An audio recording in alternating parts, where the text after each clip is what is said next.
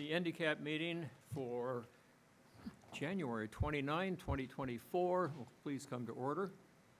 As you probably have all noticed, this is a hybrid meeting where people can participate, both panel members and later when we get to public input, either in person or via Zoom, for which we thank PAC TV. If something goes wrong with the Zoom, unfortunately, they'll try to fix it, but if they're unable to, that doesn't really affect anything about the meeting here. In person will continue to go forward. I'm going to start off and probably violate a little of the open meeting law, but I really wanted to thank Pine Dubois for all of the help she's given me over the last 2 months, figuring out what needs to be done to put these meetings together and just make them work. It's a lot of work, and I think we all need to recognize just how much time she put into it over 2 years, and I really thank her for everything that she's done. Thanks, Tom.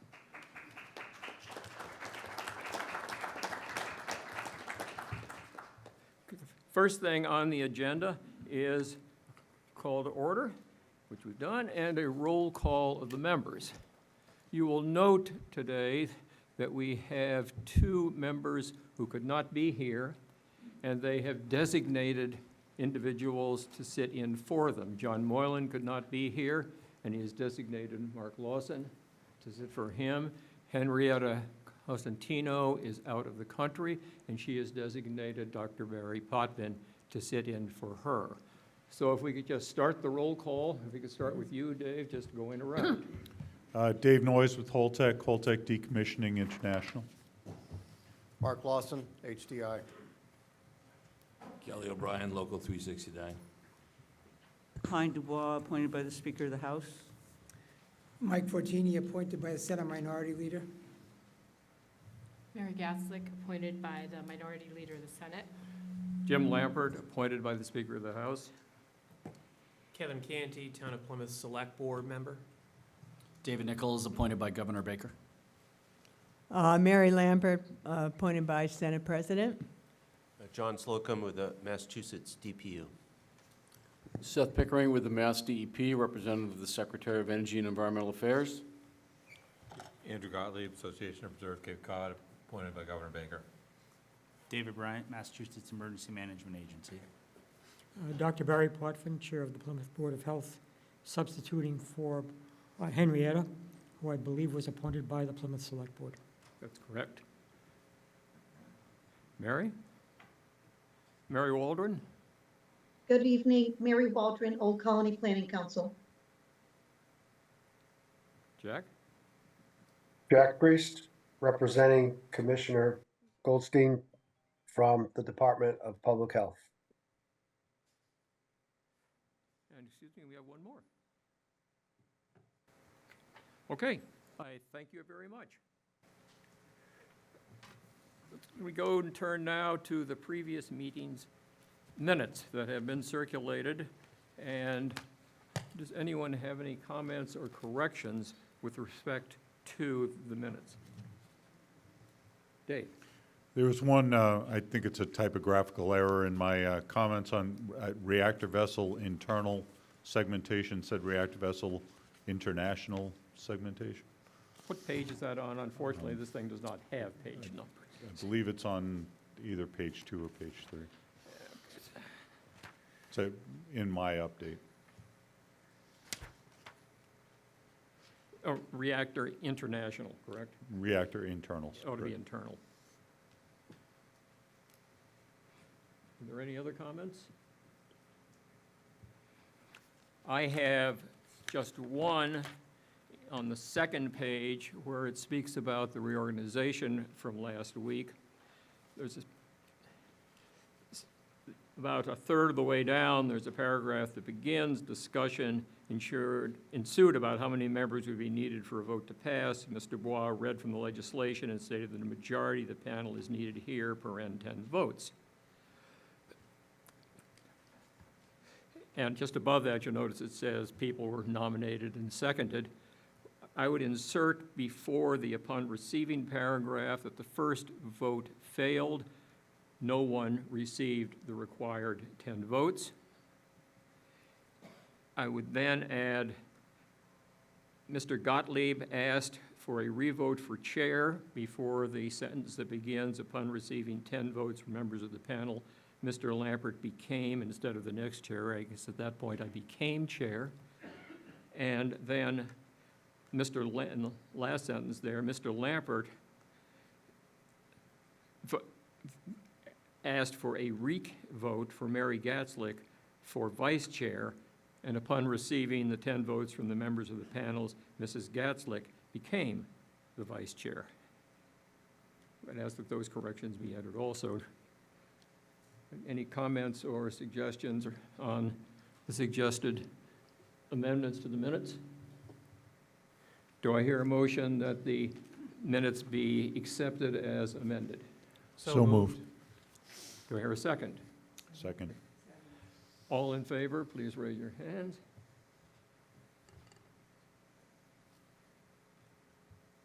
All opposed? Any abstaining? Sorry, I didn't get to read them. And you'll note that I abstained.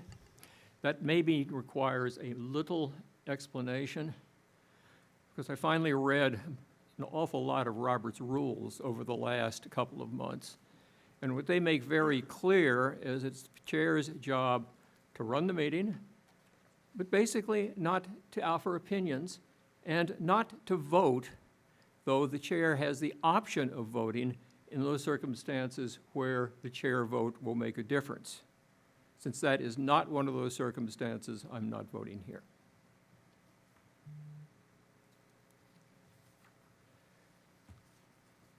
Next item on the agenda is the draft annual report, which I believe I circulated to all the panel members a couple of weeks ago. Last week. Last week? Last week. I asked for your suggestions and comments, and also that, at least to me, probably the most important, people review it for accuracy.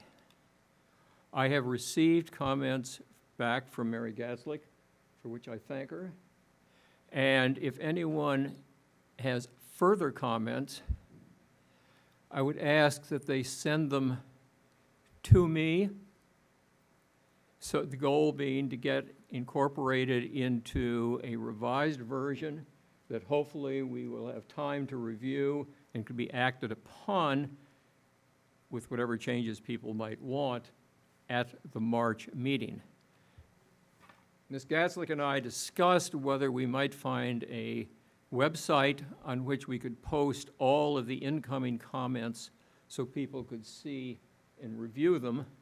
I completely agree that it's a good idea for people to see and review, though I would caution, to be consistent with the open meeting law, that you simply see and review so you know what other people have said. And if you have your own comments, offer them, but not comments or suggestions on anyone else. Ms. Gatzlick and I will look into, is there an easy way to do this on a website? If not, I will just, as I receive comments, send them out to all the panel members. If I can make a suggestion. Surely. We struggled with this, or I struggle with this, because I'm not a techie wizard, but my techie wizard set up, Google Docs that we can share really easily, and that's not hard to do. You'd probably set it up for end to cap so that, everybody can get them, and you're not sending megabytes of files to everybody. Good idea. It works really well. You can share, you can edit, you can do everything right on the screen, and it's saved. Mary? You had something to say? Yeah, I do. That's actually an excellent idea. We just need to run it through to make sure that we're not violating any open meeting rules. Yeah, I have a call into the Attorney General's office now to check on a laundry list of things, an open meeting. I don't think that would involve any open meeting rules, so long as we don't start replying or commenting back. That's the key. We're not going to have a discussion about it, and it's all in one place. So you're not having a private discussion. The next item on the agenda is working groups. There were discussions at several meetings in the past about reestablishing working groups of the type that we had a few years ago. If you go back and look at the handicap reports for its first couple of years, it tells you what the then working groups were, and it gives you a fair idea of what they were doing. The thought on the working groups then was, we have limited meeting time. If you look at our agenda, there's probably only about 30 minutes that isn't taken up by necessary other things. And particularly since we have now cut back from a meeting every month to a meeting every 2 months, there's limited what possibly can be done at a meeting. Working groups, on the other hand, have the ability to sit down and work through specified subjects, such as spent fuel storage, such as ensuring that the site is cleaned, and those were two of the ones that were there before, and can then report back to the panel. One of the things that I have to work through, and I have not received a return call yet from the AG's office, is exactly what needs to be done with these, again, to ensure compliance with the open meeting law. It's fairly clear to me that they're going to have to be posted, they're going to have to be open, and talk to the AG's office and see what else needs to be done. One of the things I would like all panel members to think about between now and I hope we'll have a discussion on both the working groups and coupled with that on the subjects that the panel really should consider this year at the next meeting. I will circulate some of the materials that were in the previous report so people don't have to go find them, so they have some idea of what they did, and hope that this can be both the working groups and what should we be doing this year, a major subject on the agenda for our March meeting.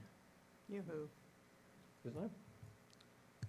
Yes, I'd suggest for people to think about including a working group on finances, on the spent fuel, the ISFE, another on site cleanup, and another on water disposition, and included in that low-level radioactive waste. Those would be the ones I'd consider. I would also suggest looking at Vermont Yankees Citizens Decommissioning Panel, and because they have working groups that have been very active, and it may give ideas of what can be accomplished by a working group. Any other comments, suggestions on the working group? As I said, we don't have time to get in it tonight. I haven't given really enough warning and stuff out for people to really have an opportunity to think about it, plus our agenda's fairly full. So let's think about it and get ideas in and get them ready for the next meeting. Mr. Noyes.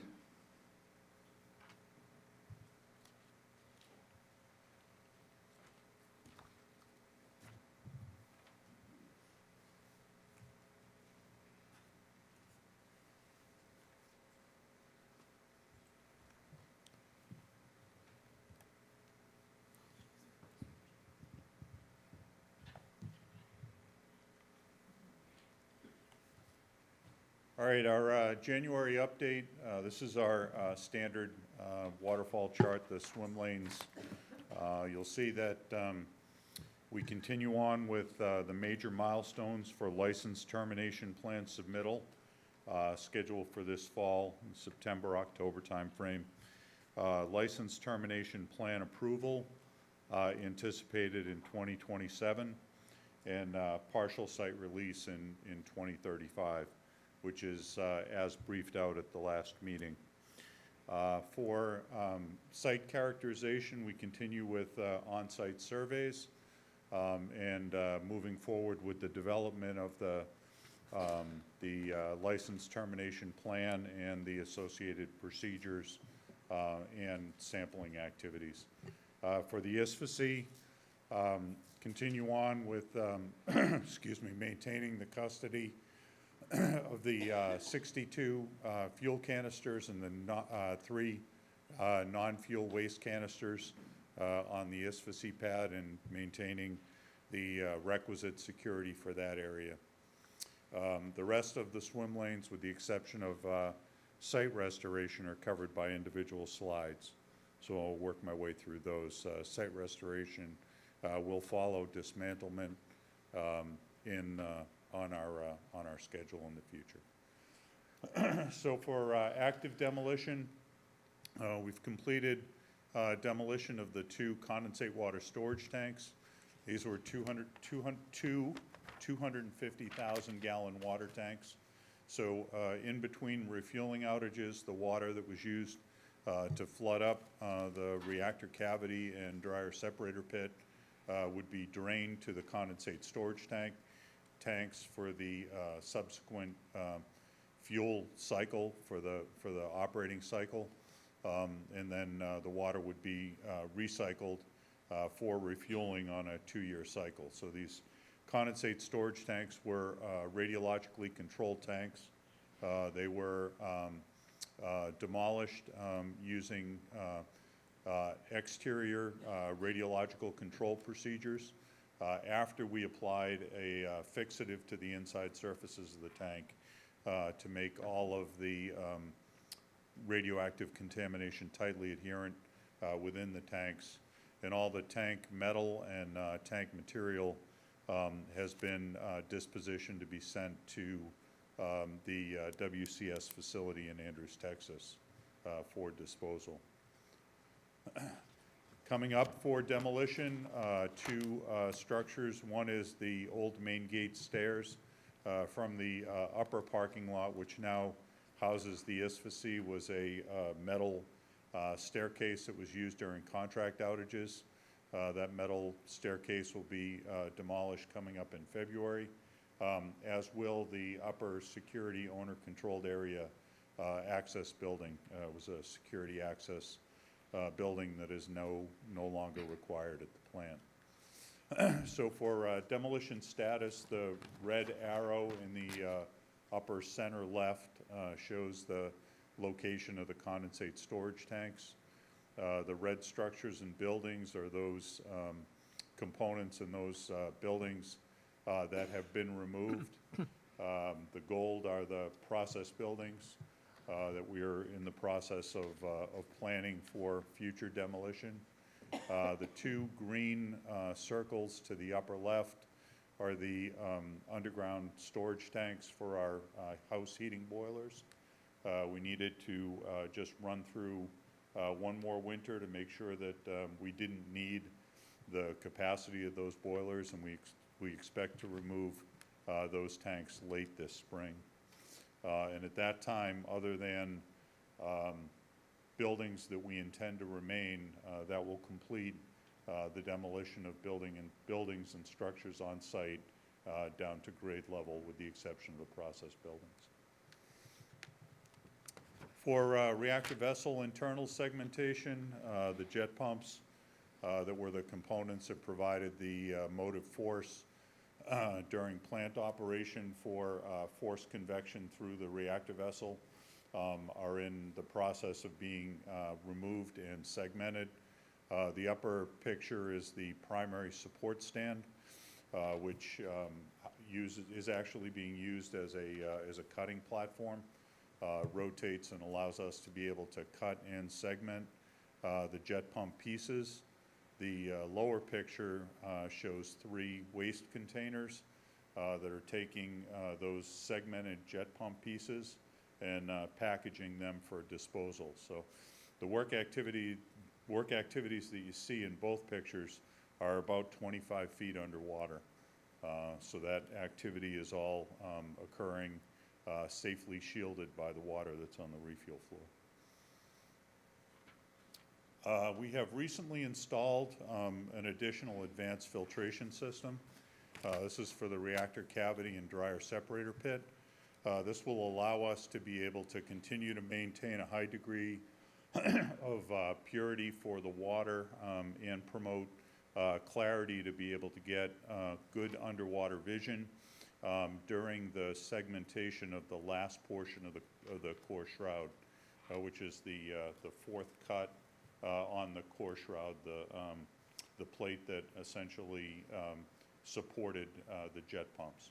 So after the jet pumps are removed, we'll make the final segmentation on core shroud cut number 4, and that material will be segmented and then prepared for shipment as waste.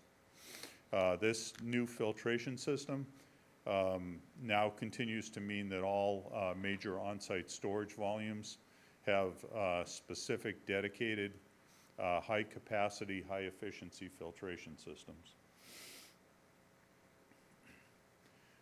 For site source term reduction for waste handling and processing, you can see the final volumes for 2023, over 71,000 cubic feet of material, 329 curies of waste that has been shipped for disposal in Andrews, Texas, and you can see the 2019 through 2023 project goals or totals at approximately 236,000 cubic feet and just under 2,000 curies of activities.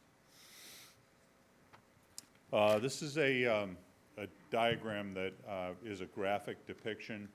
It's a simplified drawing, and what it provides is the actual system in which we're using to provide heating to the reactor building using the spent fuel pool and the applied heat using the heating elements that are suspended off of the side of the spent fuel pool.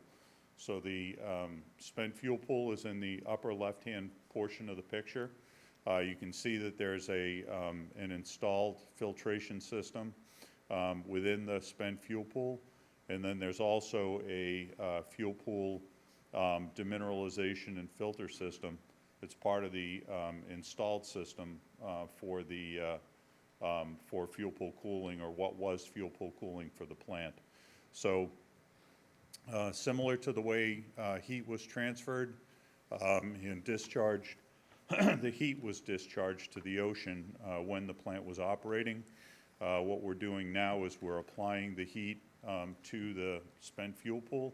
That heat has raised the temperature in the spent fuel pool to 95 degrees, which has raised the temperature on the refueling floor to between 60 and 65 degrees. That water is then discharged through what used to be the fuel pool cooling system, and heat exchangers then take that water into the reactor building closed cooling water system and radiate that heat throughout the reactor building. So in the last cold snap that we had, we did not use the house heating boilers. We were able to maintain the below grade portions of the reactor building at greater than 55 degrees, which is adequate to provide additional margin to ensure that there's no freezing of any of the fire system piping. And it prevented us from having to use any heating fuel and still be able to maintain the buildings with safe margin to potential for freezing. With respect to ventilation of the refuel floor, while these activities are ongoing, the ventilation is depicted on the upper portion of the graphic. The refuel floor is essentially a closed volume. Its ventilation goes through an exhaust fan. The exhaust fan then discharges through radiological particulate monitoring, which is in service at all times, and then tritium sampling, where tritium is sampled weekly prior to the discharge of that ventilation via the reactor building stack. And that completes the update, pending any questions. Mr. Gottlieb? So let me make sure I spit back what I think I just heard. So your option to heat would have been just to use conventional fossil fuel heaters to keep the building from freezing, right? That's right. What is the disadvantage of that? The discharge of hydrocarbons, the cost of using the heat, it's a lot more efficient to be able to use the heat that we can apply to the pool. And get the evaporation too. I mean, if you were heating the building with conventional heating, you would not be accelerating evaporation, right? It would to a certain degree. To the same degree? No, not to the same degree. So the real benefit, it seems, is to get the evaporation going as opposed to you have other options to heat the building, right? There are other options to heat the building. There are other options for evaporation. This is the one that we've selected. Okay. The thing I find most interesting about these meetings is what's not said. Typically, what I've come to learn is that right after these meetings, we find something out, and then it's a couple months before we get a chance to talk about it. So the next question I have is, you're submitting financial report soon, right? That's right. What's it gonna say? It's not finalized yet, and All right. I wouldn't preempt information that's being provided to the NRC in a public forum. So when's it being submitted? It's in May. And at any point, so we're not gonna get any kind of advanced understanding of what any of the financial assumptions are that plug into your model before you file it with the NRC, right? You know by the fact that I am required to update with the NRC if at any time I am in danger of not being able to fulfill the financial requirements of completing the decommissioning activities. We are continuously assessing that, and there is currently no challenge to it. But the assumptions around that have changed over the last 18 months in terms of time frame. Scheduling, yes, they have. Scheduling and time frame. So those decisions get made and incorporated into the finance plan, and we find those out after the fact, right? That's right. And that's how it's gonna stay? Yes. Great.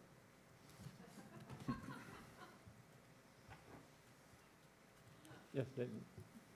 Thanks for the report, Dave, and I'm glad we got the slides ahead of time. I was actually able to look at them. Normally, that Gantt chart I can't see. I noticed that the reactor segmentation, there's a gap of 8 years. So it looks like you finished a lot of the work in 2024, and then the lower parts are going to be resolved in 2032. Was it always that gap, or did that change? And could you just give a little rationale for why there is an 8-year gap there where you don't do any of the work? Yeah, no, it did change. We planned on, in the original schedule, we were moving forward with reactor segmentation and then moving into reactor building segmentation after the reactor vessel itself. With the delay in removal of the reactor building, it makes sense to do those demolition activities for the reactor vessel and the reactor vessel housing in close proximity to the building removal. Okay. Dave, I have a question for you. I was watching a Board of Health meeting last month, and there were some individuals who said that there were unmonitored pathways for release. Could you talk to that? Because I didn't think there was anything unmonitored going out the stack. There is nothing unmonitored that's going out the stack. That was, there are a number of pieces of information in that public Board of Health meeting that did a disservice to the people of the town of Plymouth, frankly. But you can see the monitoring that occurs. It's in accordance with that drawing. It's federally regulated. We'll share the details of that monitoring at any time. It's part of our off-site dose calculation manual, and it's part of our annual submittal. And those documents are available through the NRC if we wanted a freedom of information? They are. Okay, thank you very much. I thought that was the case. It just really troubled me that there were people making claims that there were unmonitored releases when you had talked to us before. Mrs. Lambert? Yes, Holtec signed the settlement agreement. In the settlement agreement, Section 310L, you agreed to follow all environmental and health laws. So here's the confusion.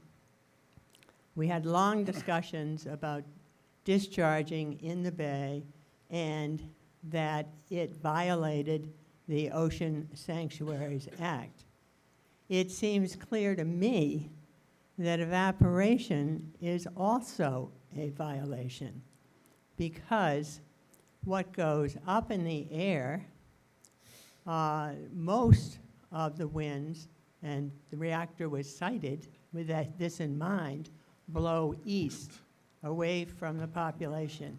That is, blow over Cape Cod Bay, a protected ocean sanctuary. Precipitation, rains, snow, fog, winds dying. The result is that those contaminants wind up in the bay, which is a violation of the Ocean Sanctuaries Act. There's no de minimis there. It's no contaminants are to go into the bay. And so I personally have written to the AG and the governor and would hope others would follow suit too and say they have to be held to account. And the sooner the better, although you're monitoring, you're not filtering, and there are contaminants going up in the bay and going up into the air and going into the bay. How is that not a violation of the law? I don't believe that there's anything in the Ocean Sanctuaries Act that governs gaseous emissions. I've never seen anything in the Ocean Sanctuaries Act that discusses that. It may be there, but the standard that applies for discharges from the plant is the Clean Air Act. And that is the standard to which we're held for gaseous emissions from the plant. 301 CMR 2702 defines waste, any unwanted, discarded, environmentally harmful solid, liquid, or gaseous materials resulting from commercial, municipal, domestic, or industrial activities. Section 26A of the Massachusetts Clean Water Act defines pollutants as any element of property, blah, blah, blah, heated effluent or other matter in whatever form, whether originating at a point or major non-point source which may be discharged, drained, or otherwise introduced. Then we can go to industrial waste. Any liquid, gaseous, or solid waste substance or a combination thereof. You can go all the way through these. Gaseous is amongst them. Do you believe that there's any difference between the emissions from the plant now and for the 40 years of plant operation? That is irrelevant. You sign the settlement agreement. That's the point. The settlement agreement, the portion that you referenced, talks about applicable laws. Yes, they weren't talking about speeding limits on the highway. The applicable health Right. and environmental laws. I mean, Right. I think Are those- that's pretty self-evident. Are those laws that are governed under federal preemption applicable? Please. Then you have Section 48, Yes. where you agreed not to pull the preemption card. That is not what Section 48 says. What Section 48 says is where there are standards that are defined by the settlement agreement, that those standards will apply. There's nothing in the settlement agreement that talks to liquid discharges or discharges from the plant. Okay, we could go back and forth, but I think, as the public seems to feel, this is up to the Attorney General to enforce what's in the settlement agreement and make that determination. And it is up to the governor to direct the Secretary of Environment, Affairs, Rebecca Tepper, and Bonnie Heupel. I think these are the people that will make the determination. I just am bringing it forward because it seems self-evident to me. Mr. Lamb? Mr. Waugh? I'd like to address that a little bit and go back to the subject of the heating system, which honestly, I applaud your ingenuity in this heating system, and I wish I could do it at my house, kind of thing. To use waste heat as a way of heating the building and saving all those extra CO2s, I think is a really good idea, and I'm glad you're doing it. I also see that the sampling is up there. Is there any reason that you can't, on a bi-monthly basis, provide some of that stuff to us, not in a report that takes you a forever amount of time, but in something that we can begin to digest so that the public can begin to understand what kind of dimensions we're talking about? Where I get hung up is, you know, I relate your million gallons, we'll call it, of water to the 1.7 million gallons a day that the town of Plymouth releases into the bay that has all kinds of contaminants in it, including the stuff that we're talking about here. But for some reason, they escaped the Ocean Sanctuaries Act and all the other AG settlements, et cetera. So I really need to, I want to strive for perspective here. My biggest concern in the decommissioning of the plant is that we take so much time on the things that don't matter, that we just don't understand enough, so we pay all this attention to it, and we've delayed you now 8 years already, and the sea level is rising. And the sea level is eventually going to rise so much, it's going to take everything we haven't gotten around to cleaning up into the ocean. So I'm more concerned about that. I'm concerned about a timely, efficient cleanup, not trying to belabor something or to make something true that's not. And I don't like evaporation, honestly, as much as I would just prefer the first plan that you came up with in terms of batch releasing based on the currents, based on timing, and over a 4-year period. I thought that made a lot of sense. And it was so much less intrusive onto the bay and dangerous to anybody than any single day that Pilgrim operated. And no disrespect to anybody. I think that we need to really recalibrate our minds, start learning, and that's why I asked you to, if there's a way for you to present this to us, because I know you're sampling it, I've been there enough. I mean, I was there, I was up at the FC, I've been there a lot, and as a result of being there, I have a different perspective than people that are afraid of you and of the things that we don't understand. So I just would ask that everybody back down a little bit, really open your minds to some information. Let's get that information. And if there's a question that we need to bring forward and address relative to the AG's settlement agreement or relative to DEP and air emissions or whatnot, we can start learning something and start coping with it, because honestly, we're all failing as a group because we're not able to move along. Thank you. Mr. Bodkin? Dr. Bodkin? Yes, well, first of all, Dave, the forum that you were addressing, that was really initiated now twice, as a matter of fact, to allow the people of Plymouth more time and opportunities to address their concerns, which doesn't happen in these meetings for the handicap. The comments that are made in those meetings are not screened. They are not, given any prior warning, and it is not my role as a chair to try to determine what is accurate and what is not accurate. These are comments made by the people who are concerned about what's happening at the power plant. There were physicians and research scientists present at that meeting, and they were the primary speakers. A number of questions came up, and I'd like some clarity on some of those questions, if you would. First of all, the water temperature you just stated is 95 degrees when the heaters are functioning. That's correct. Okay. What was the average water temperature when the heaters were not functioning, although I know it varies depending upon the ambient temperature in the building? It would be probably 10 to 15 degrees higher than whatever the ambient temperature was. Now, when the plant was operating, when there was spent fuel, The temperature was routinely 115 to 120 degrees. Okay. And given that the heaters are now operating again, how much does that actually increase the evaporation rate? Do you have any? Idea? It's impossible to calculate it, just based on so many variables that are associated with evaporation. The ambient conditions, the relative humidity within the building, outside of the building, the ventilation flow rates.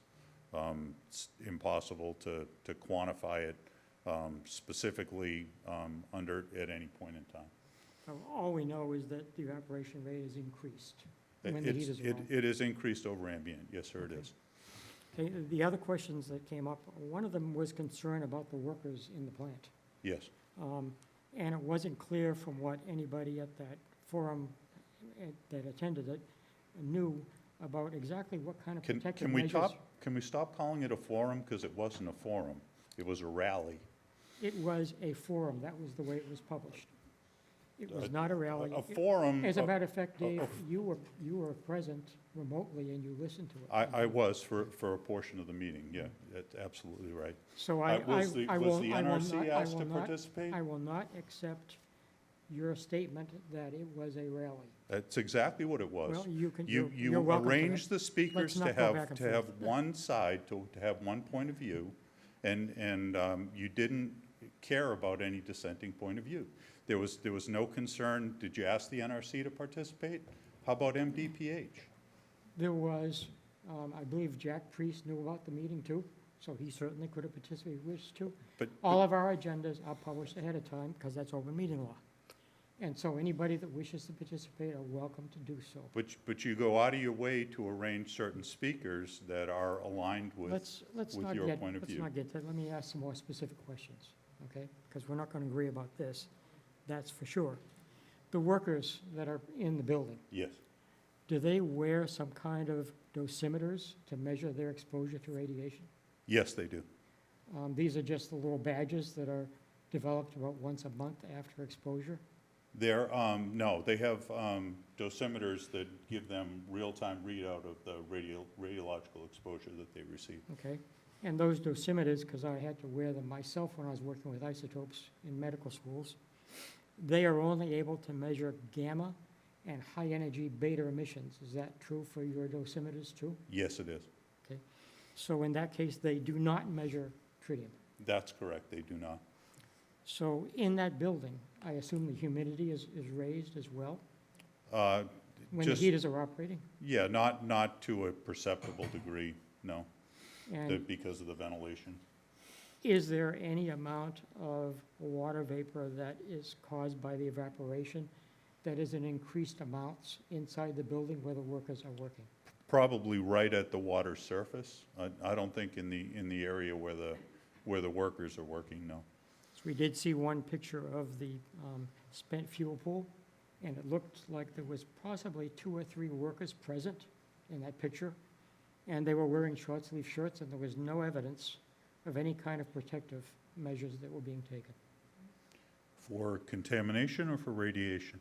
I think everybody at the meeting was more concerned about what is going on in terms of inhalation of whatever's in the air there. where they're I working. don't know that a short sleeve, or that a long sleeve shirt or any kind of protective clothing would prevent radiological exposure to radiation. No, to prevent that, you would obviously have to provide them with supply of air, breathing through a mask, so they didn't breathe the air in the building. Right. Okay, so that came up.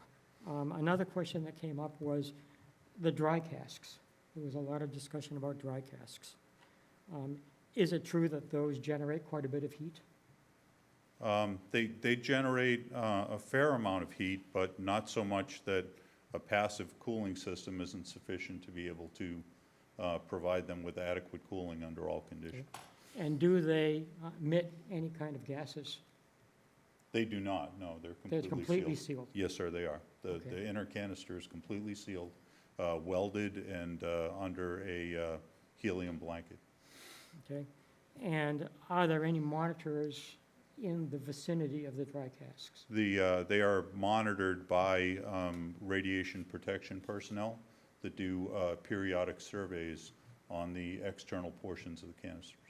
Okay, most of the monitors, I believe, also are primarily designed to detect gamma radiation, is that true? That's correct, yeah. Okay, so once again, if there was any helium present, they would not be picked up by the monitors in place. That's correct. I think that's almost everything. We're also curious about, I think you've estimated the amount of tritium present in all the water, the wastewater, at Yes. one point. Approximately 11.4 curies. How was that measured? Was that a sample, and then it was taken through a... Prorated to the volume, so Okay, a so- representative sample prorated to the 950,000 gallons. And so that was measured by liquid scintillation, I assume, I'm not sure of the method. It was because there is no whatever- other way to measure So- tritium. Yeah, it was the same method that the state used when they did when we did our split sampling, and the town. Liquid observed that scintillation. Sampling. Liquid scintillation detectors. Because that's the only way I know of to reliably measure something like tritium that is a low-energy beta emitter. Also, do you have any way of measuring the material coming out of the stack that might detect tritium or even iodine? We do. You see, there's a tritium sampling. We use a water bath that collects and analyzes for tritium. So that is like a bubbling system? That's correct. Okay. There are other means of doing that. There are, yes. Have you looked into those methods? We have, yep. We've, as a matter of fact, we're working on a secondary method, and we're looking at that as an additional means to be able to measure. Because apparently in Fukushima, they did develop some methodology with different filters that could trap tritium. I don't know how widely used they are, but that started in 2020. And some of the filters they used could actually trap it, and then the filters could be disposed of along with other radioactive waste, because it was now solid waste. And apparently it removed a large quantity, like 98% of the tritium. And I have links to those systems. I'd be happy to supply them to you. I'd like to see that. I have not seen anything that indicates that there's any tritium filtration from Fukushima, so I'd be interested in seeing that. Yeah, some of it came from the International Agency for Atomic Energy Institution that works internationally. See if there's anything else I wanted to check with you. It's also true, of course, that the monitors in use are only, of course, really measuring exposure to external radiation, correct? There's no way that they could be measuring exposure for something that was inhaled, ingested, or absorbed through the skin. For personnel? Yes. That's correct. So I think that was the major questions that were raised. Thanks for the information. And I'm sure that I will be able to transmit that information to the physicians and to the scientists who attended the meeting, which I still call a public forum, which was used to gather and to receive information from the public who attended. I'll provide you with a copy of the one page of factual inaccuracies that happened and were presented and went unchallenged. And I just think it's a terrible disservice to the people of Plymouth to provide information that is not scientifically based, and to allow people to formulate opinions from a position of authority without providing balanced information and without providing accurate information. Why did you then decide that you didn't want to offer information? I I, did specifically ask during the meeting if Right. anybody would like to present opposing views. yeah, I was unable to get off of mute, and I wanted to make sure that I took the time to be able to watch the entire thing, because where I was at, it was cutting in and out, and I wanted the ability to be able to watch it to make sure that I understood it all in Okay. context. Well, Enough. my primary motivation here is to protect the health and safety of the people of Plymouth. and the Board of Health will do anything and everything we must to make that happen. Thank you for your information. Mrs. Lamprey? Yes, I'd like clarification on something that Pine said. I thought she implied that if we weren't spending so much time on the discharge and deposition of the water, whether in the air or what have you, that the whole time schedule would move more rapidly. As I recall, a major reason for postponing the timeline is economics, that you lost a lot of money, like I did in the stock market. One of 3 reasons for Yeah. the first 4-year deferral was monetary. One of them was uncertainty with respect to the water. The entire reason for the second 4-year push was uncertainty with the ability to be able to disposition the water. Okay, I did want that clarified. And also, I have not got a clear picture of the vent. How high up from the ground is it? And what is the orientation of the vent? And how large is the opening? I just haven't got a clue on this vent that evaporation is coming out of.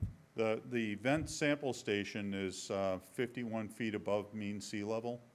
I'm not sure of the exact elevation of the reactor building vent stack, but I can get that if that is helpful to you. And the diameter of the vent stack, if that's helpful to you as well. And also the orientation, is it headed, let's say, Straight up. bay? Is it just straight up? up. Okay, I'd like that information because I'd like to put in my mind the effectiveness of Mass Department of Public Health's off-site air monitors. I can add some information to that. So our air monitors are environmental air monitors. We don't provide real-time monitoring of discharges from the vent. Oh, I The know that. nuclear I'm talking about the So so-called the wing utility, monitors. can I finish? The utility is responsible for ensuring that they meet the requirements of their regulatory requirements for the EPA and the NRC by meeting their commitments in their off-site dose calculation manual. The NRC is responsible for ensuring that their programs and processes and equipment that they have in place are adequate to do that. They do that through their inspection program. They evaluate the calibration, maintenance, and repair of that equipment. This is not new. This has been validated over the last 40 years of nuclear power plant operation, not just Plymouth, but across the United States. I was referring to DPH's off-site monitors. Our off-site monitors are TLDs in the community. The real-time monitors were, quote, accident-type monitors. We see a general background. The normal effluents that you're seeing from any evaporation are so small, infinitesimally small, below the limits of detectability.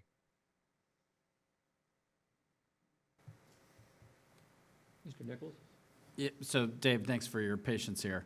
And if I understand what Jack just said too, right, there's regulations that govern the air emissions. And that's part of what you're monitoring and sampling for to make sure you're under the regulations. So are you detecting any radiological particulate or tritium in the monitoring you've done so far?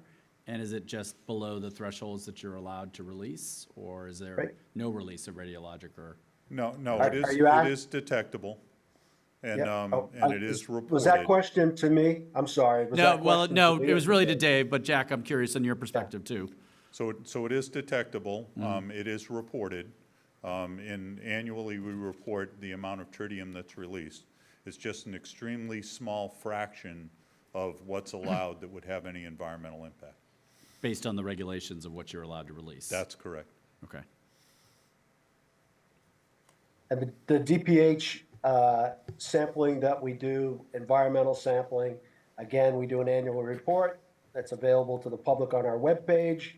We do air sampling, we do groundwater sampling, surface water sampling, vegetation. In the past, we've done milk, we've done chondrus samples, we do seafood samples, and we do not see activity above background attributed to the Pilgrim Power Plant. Great. Thank you. Mr. Gottlieb? Dave, could you go back to the slide that shows materials removed? Yeah. So you've got, I don't know, a couple 100,000 cubic feet of material removed. Have there been any incidents or accidents in the shipping of that material? Any releases in transit or transport? No. No, there have not. Thank you.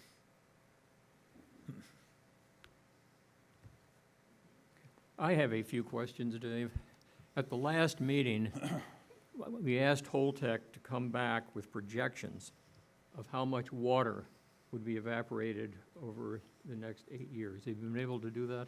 That's just too hard to predict based on the information that we have so far. So no, we're not able to do that yet. I also sent you and asked a number of questions of the historical, frankly, thinking it might be too difficult to project the future. How much water, contaminated water, was there when you bought the plant in 2019? Approximately between 1.9 and 2 million gallons. So when was the 1.1 figure determined? It was in January of 2021. So it was a loss of the better part of 1 million gallons between when you purchased the plant and 2021.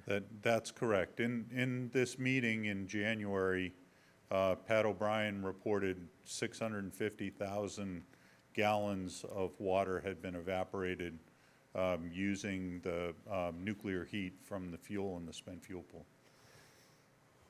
Was that in addition to natural evaporation? Yes. Well, I mean, natural based on the source term, the heat that's in the water from the heated assemblies, yes. But no heaters at that point in time? No supplemental heaters, let me No be- supplemental heaters, no.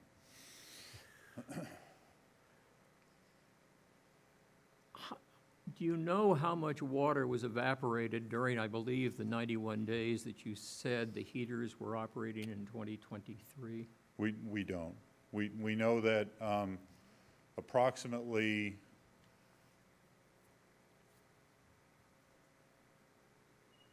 150,000 gallons between January of 2021 and, between January of 2022 and late in the third quarter of 2023. Do you have a current figure for how much contaminated water is left? It's approximately 950,000 gallons. You mentioned a 900,000 gallon figure, or someone did, I believe, at our September meeting, so I'm a little confused on the difference between that and the 950. There's some variability in measurement. We're dealing with an amount of water that's in the bottom of the torus, that's in an area where the level indication isn't completely accurate, so there is going to be some variability in the readings. Could you close the vent and still accomplish the goal of heating? Could we close the vent? Yeah, but we couldn't work in the environment. And why is that? We need to continue to maintain ventilation on the refuel floor for the activities that are going on up there.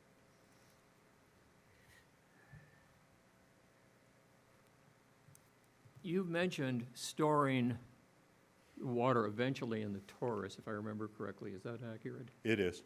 People have mentioned the potential of storing it in what I would call tanks, perhaps in something similar to the current ISFI. Has Holtec considered that option? We have considered it, but decided that the torus being a robust structure, part of the plant's original design, and designed to be able to withstand a seismic accident, is a much better place to be able to store water until we get an ultimate disposition. Do you have any idea, as part of the determination, what the cost of providing tanks in something resembling an SV might have been? No. Did cost enter into the calculation at all? Not that I'm aware of.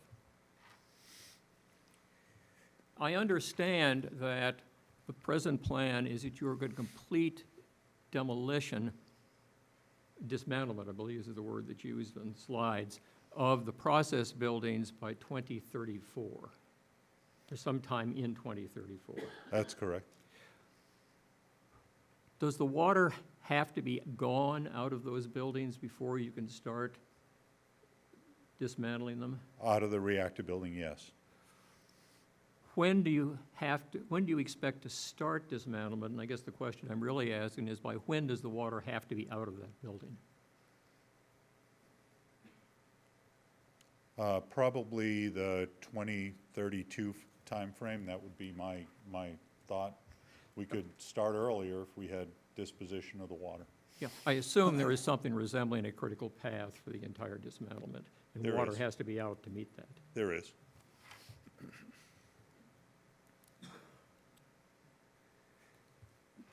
Going back at the last meeting, Mr. Priest raised some concerns about the decommissioning trust fund.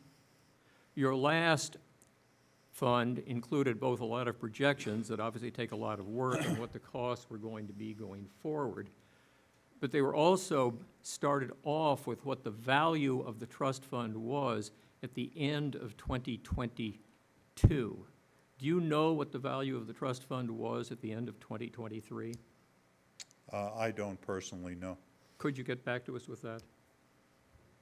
I can look into it. Thank you.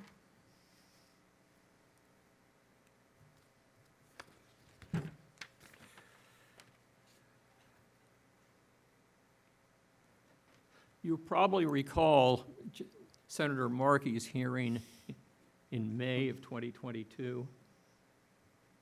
I do. Yeah, and there was correspondence between him and Dr. Singh after that meeting, or at least two letters that I think got quite wide circulation. And Dr. Singh wrote Senator Markey on May 9th, 2022, that Holtec will voluntarily refrain from releasing processed water to the bay until the processed water discharge is confirmed by your experts' determination to contain radiation levels low enough to ensure the local marine life remains protected. Do you know what the status of that is at the moment? I have no idea. I know there's been some back and forth with the senator's office on a panel, but I haven't heard anything in a while. Could you go forward one slide, please?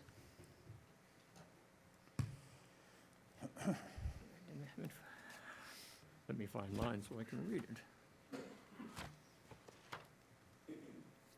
Excuse me.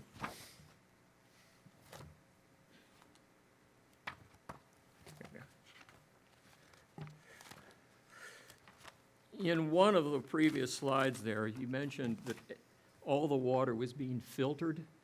Does that include the water that's in the spent fuel pool? It does. You can see that there are filters, a self-contained filter system called a tri-nuke filter system that's within the spent fuel pool.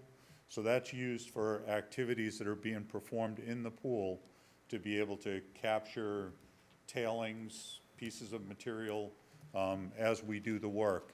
In addition to that, the water that's in the spent fuel pool that goes through what was the spent fuel pool pump and heat exchanger then goes through a filter and a demineralizer before it's returned back to the spent fuel pool. So that's being continuously recirculated at about 600 gallons per minute, and then tri-nuke filters in the hundreds of gallons per minute, self-contained within the pool. And is the same true with respect to the dryer separator? Yeah, the dryer separator pit is a contiguous volume with the reactor cavity. And those, excuse me, those are being continuously filtered with that Avantec system that you see right there. Yep. So that filter system pulls water from the cavity and dryer separator pit, runs it through micron filtration, and then discharges back to that same volume. And what about the water in the Taurus? Same thing. We have a system with again, a filtration system that is a 2-micron filter, but has an effective capacity of about half a micron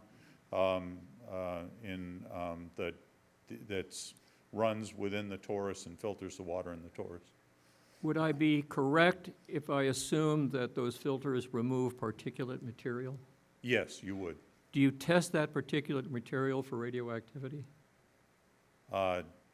Well, we measure it for radioactivity. We know its radiological dose. In the filter, what the filter takes out, you measure for radiological activity? Yes, yeah. What's done with the particulate that's retained in the filter? The filter assembly is dried and then goes as solid rad waste for burial. Thank you.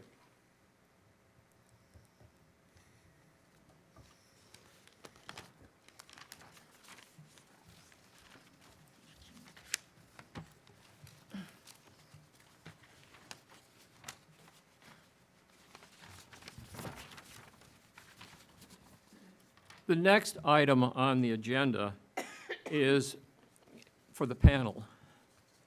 Discussion and questions about 3 of the wastewater disposal options: evaporation, storage, and shipping. My understanding is that there are members of the panel who have differing views as to the efficacy and the desirability, particularly of shipping and storage. And I think it would be useful to all members of the panel if those who had views could explain what they are and to some extent the basis for them. And they're going to be on all sides of the question, so we all understand what it's dealing with. I'm not going to call on anyone, this isn't a class, but anything anyone would feel free to offer, I'd greatly appreciate it, and I think the rest of the panel would. Mr. Bois? I'll go only because I looked into it when we were talking about it so much offline last year, off and on. My problem with shipping is, first, my opinion that it's a waste of gas and a waste of time and a waste of money, and that it's excessively dangerous only to satisfy a fear. And what I mean by that is I looked into it a little bit, and I think it would take 200 trucks to deal with that volume. The 1 million gallons? I was dealing with the 1 million gallon figure, right? But that's a rough, because I didn't really drill down into it, but I asked several truckers and I asked different people involved. So that's a lot of truck traffic. Then I asked Holtec, how would we manage this? And they said, well, we would drive it to western Pennsylvania, put it on a train, and then drive it to some destination, either in Texas or New Mexico. And I see it referenced that Vermont Yankee just put it on a train and got rid of it. Well, but Vermont Yankee has a train yard on its location, and it's a totally different situation, and they weren't doing very much about it. They were just getting rid of it because they had a time issue. So for me, and then the East Palestine, blow up happened with the train wreck and the vinyl chloride and the EPA cleanup, and it's kind of, proved to myself that yes, there's a lot of hazards in that kind of thing, and if it's not necessary, why do it when we're dealing with climate change and the trucks are pretty filthy and, all that kind of stuff. And I also, did ask, and I think I started with Jack Priest, I said, my understanding, because when Vermont Yankee was first talking about it, they were talking about it, sending it to Idaho. And that was next to the Snake River in Idaho in a conservation area. And what was the destination for it? Well, they were going to dig a clay pit and dump it in the pit. It's not like it's going somewhere to get treated. It's just going somewhere to get out of my backyard kind of thing. So for all of those reasons, it became, a horrible option. And so I began to ask Holtec, well, why can't we put it on the hill? As a matter of fact, why don't we make a moat around the Isthmusy and put an alligator in it and top it off with, lycra or something so it doesn't evaporate, and let it degrade for 12 years and then open the vent and let it drip. Because the 12.3-year half-life of tritium is going by fast, folks. So I have spent that kind of time on it, and then I had several conversations with Jack, who oriented me to get the hell off of Wikipedia in terms of trying to answer complex questions, and actually get into some science. And so I looked into tritium and became. I did a little research on it doesn't go through your skin. Even if you dive in it and swim in it, not going to go through your skin until you start swallowing the water. And then if you swallow the water, chances are it'll get out of your body in a couple of months. The problem, and the reason why I have the evaporation issue, is for the people that are right next to the plant when it's evaporating could get an inhaling dose that might be dangerous if there's a lot of it going up at one time, which I assume there probably was in the past. But this treatment that they have in the spent fuel pool now, I do want the information because I am still learning. My book's not closed, but from everything I've seen, and then start looking into, the discharges that are going on in the bay, like the Plymouth Municipal Wastewater Plant of 1.7 million gallons a day.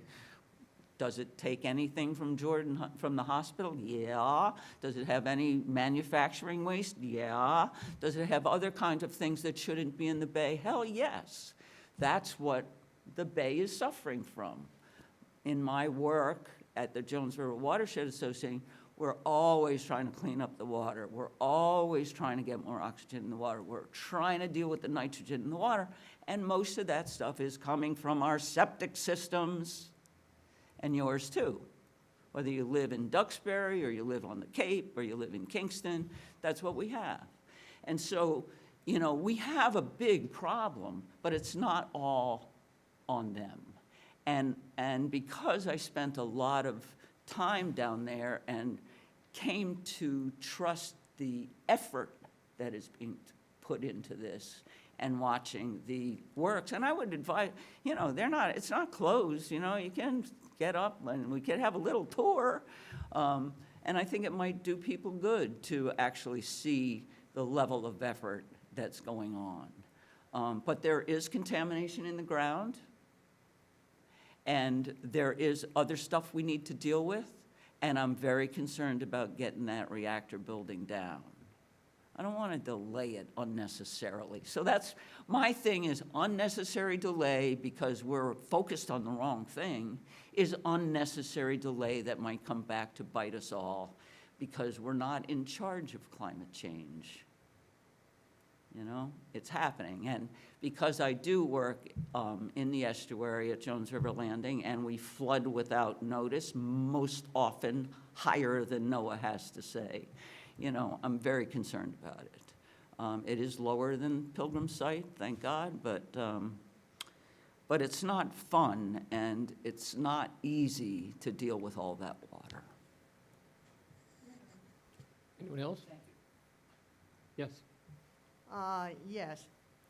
I think it's appropriate that I follow Pine because we don't see eye to eye. I am very much in favor of transporting the contaminated wastewater off-site as they did in Vermont. The arguments I usually hear against transportation are accidents. We heard that. However, Mr. Gottlieb asked Dave whether they've had any trouble, any accident transportation issues, and his response was, no, they haven't had transportation issues. I also recognize if there were a truck that tipped over, it'd be difficult, but you could clean it up. It could be done. You can't get the stuff out of the water once it's in there. Once it's there, it's there. Then you hear the issue, and did, on environmental justice. Where it would be sent, this water, is the same place they're sending all their low-level waste now, to Aberdeen County in Texas, a low-level radioactive waste established facility. If you compare Plymouth County with Aberdeen County, there are more Native Americans in Plymouth County than there are in Aberdeen County. Our Wampanoags aren't thrilled with the idea of dumping in the bay or evaporating. Also, if you compare poverty levels by going to the Census Bureau, there are more poor people living around Pilgrim than there are around the site out in Aberdeen County. There's no perfect solution, none whatsoever. I think if you look at the water supply for Boston and the metropolitan area, a great big reservoir was built, and that meant destroying a couple of towns to do that. No one from those towns were in favor of that, but the recognition was there was a greater good to be had. And I think it's a similar situation here. In Vermont, they agreed in a settlement agreement not to dump in the Connecticut River, and in the recognition that the effects of radionuclides are cumulative, and by saying the bay is already screwed from other types of contamination, I don't think it's an argument of why you should add more. In fact, I think the argument is the opposite. If it is at risk, Cape Cod Excuse me, Bay Mary, is at- just, I did not say that, just so you know. Excuse me, please. That is what was heard. If you didn't say it, fine. But I did hear that there is a lot of septic and other contaminants already in the bay. And to my mind, there's all the more reason not to add more when you have an alternative. Between 2019 and 2023, Holtec shipped for disposal 652 cubic feet of solid waste to WCS in West Texas. 1.1 million gallons is 150,000 cubic feet. Certainly not a lot. We're shipping a lot already, and I don't hear people who are opposed to shipping the water saying, let's keep all the low-level waste, the solid waste, here in town. Where's the objection?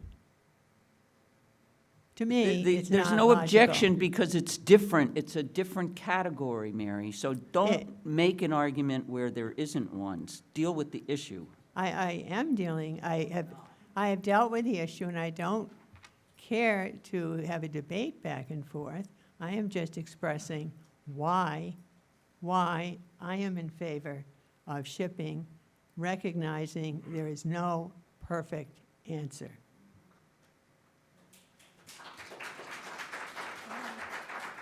Dr. Totkin? Yeah, I would like one more question for Dave. It's my understanding that if the water were to be shipped to Texas, what happens to it there is they actually use it to produce concrete blocks, which are then buried until there's a decay. Is that your understanding too? They mix it with clay, so instead of being 127,000 cubic feet per volume, it uses 337,000 cubic feet of burial space. So where the solid waste is a 1-for-1 cubic foot, you have to mix the liquid waste with a clay mixture in order to be able to dispose of it. So it's a 3-to-1 burial space requirement for liquid to be disposed of. Okay, the other question I would have pertains to the timing for the closure of the plant. So just theoretically, if next week Holtec decided that they were going to go along with shipping this water as soon as you don't need it any longer for the plant demolition to Texas, wouldn't that speed up the process a lot more than going through the lengthy process of battling back and forth about how you're going to get rid of the water? Seems to me that it would shorten the process. It would speed it up, but in a way that is technically unacceptable for the environment. Shipping the waste is 5,719,000 gallons of diesel fuel. It's 64,200 tons of carbon dioxide, and it's 817,000 miles of truck traffic that is unnecessary. The most effective and environmentally responsible way to disposition this water is the way that we petition the state and the EPA to disposition it. But isn't public health also a consideration? Absolutely, and that is forefront. When we submitted our permit amendment, we filed an alternatives evaluation with MEPA, and that evaluated the options and went through a plus minus for all those items and came out with the fact that the discharge of the water to the bay was the most environmentally responsible way of being able to handle it. And that's environmentally responsible not only to the creatures that exist, but also to the people. I think an awful lot of people would disagree with that conclusion. The other thing that we keep hearing about is that when it comes to this particular process, whether it's evaporation or dumping into the bay, dilution is not the solution to pollution. You're talking about pollution. And dumping it into the bay, or else alternatively evaporating into the air, which could end up in the bay anyway, is probably going to be much more environmentally hazardous than shipping it out to a safe disposal facility, or as they were doing or asking to be done at Indian Point, to simply store it long-term on the same site as the dry casks.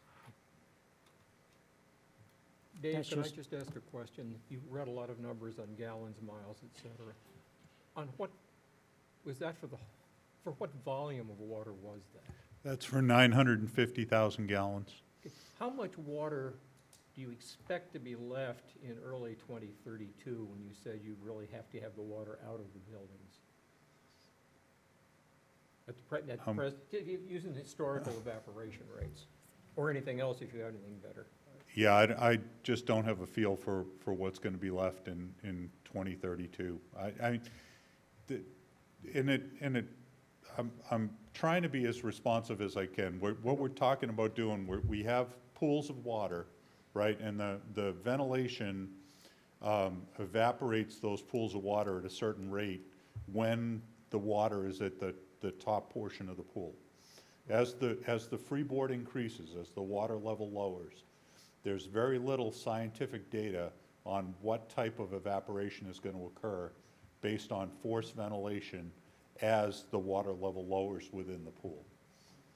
So that's why I can't predict how much water is going to be left in 2032. The only data point frankly, that I heard when you were talking earlier was that around 800,000 plus or minus gallons evaporated from the time that you purchased until the beginning of 2022. Right, and that was with the water temperature at 120 degrees from nuclear heat. After you shut down, is because Yes, the fuel was all in the pool. And the last fuel came out of the pool when? I've simply forgotten. Came out in December of 2022? December of 2022. Mr. Chairman, just a point of order. You know, I think we're running late on the agenda. We I think are. it's important that we hear from the state. I think it's important we hear from the public. I'm not sure I agree with the evaluation that panel members pontificating about their personal perspective on what to do with the water is of value to the public. So I would suggest that we have used the 20 minutes for this item and perhaps we move on. I think we're ready to move on. So, Mr. Pickering.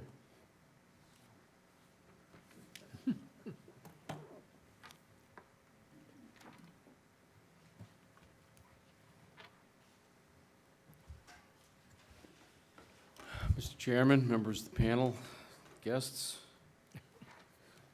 Let's see, I get a couple of administrative announcements. Jennifer Burrell will be leaving government, state government shortly, so she will no longer be on the panel. And Executive Office of Health and Human Services will find a replacement. Economic development and business development are continuing to fill vacancies that are still open. This is a response to a discussion at the last Endicap meeting, Jim.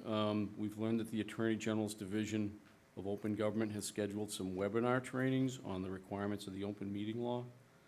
And these dates and registration information can be found at the AGO website. There's a link here. I'll provide it. You'll provide the link, I'll circulate it. Let's see.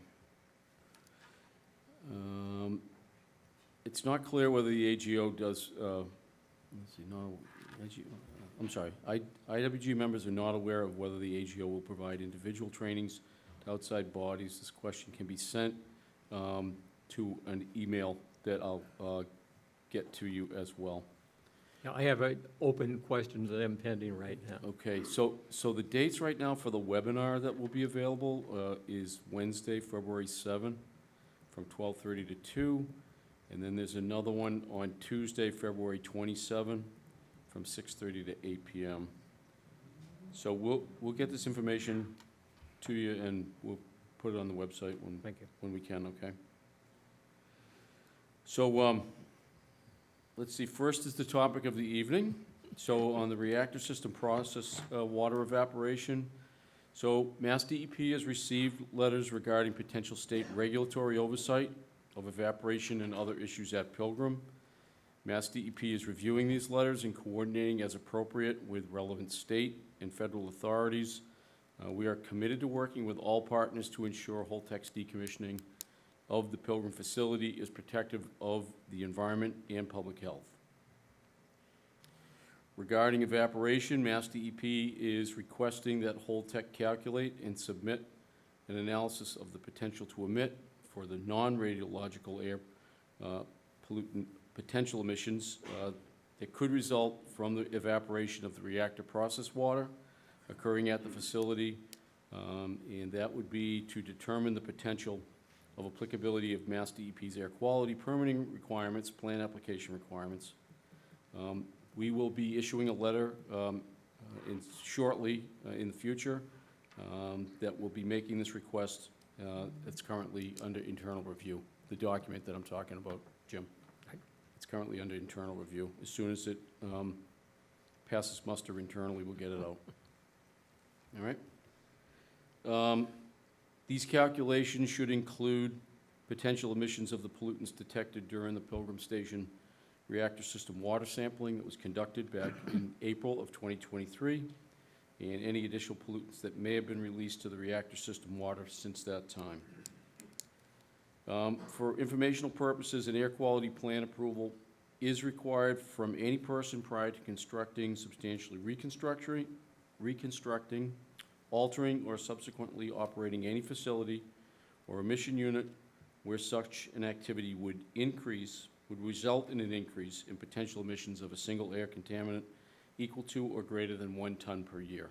So that's the permitting threshold for Mass DEP air pollution plan approvals.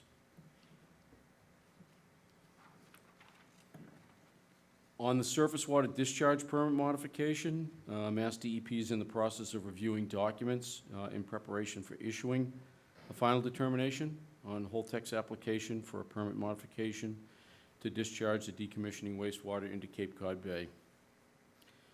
Mass DEP previously provided an opportunity for Holtec to supplement its application by supplying copies of any state and/or federal permits that had been previously issued for wastewater discharges at the site, and Holtec has provided this supplemental information.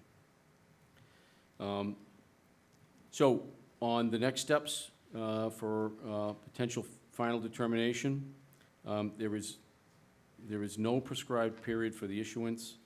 Mass DEP's final determination will be subject to an administrative appeal process under Massachusetts General Law, Chapter 30A, the Massachusetts Administrative Procedures Act. So the final determination isn't available yet. We're still working on it. That's that summary. On site assessment work in the MCP, Gerard, I'll do the report out, and then if there are questions, Gerard will help me out. So, responding to questions raised at the last NDCAP meeting, the Attorney General's Office, on behalf of Mass DEP and the Department of Public Health, provided comments on January 19th, 2024 on Holtec site assessment work, the work plan. The comments outline important substantive changes that Holtec must make to ensure that the revised work plan complies with the terms of the Massachusetts Settlement Agreement. The next step is for Holtec to submit the final work plan for state approval. Is there a timing requirement on that, Seth? I'm sorry? Is there a timing requirement on that?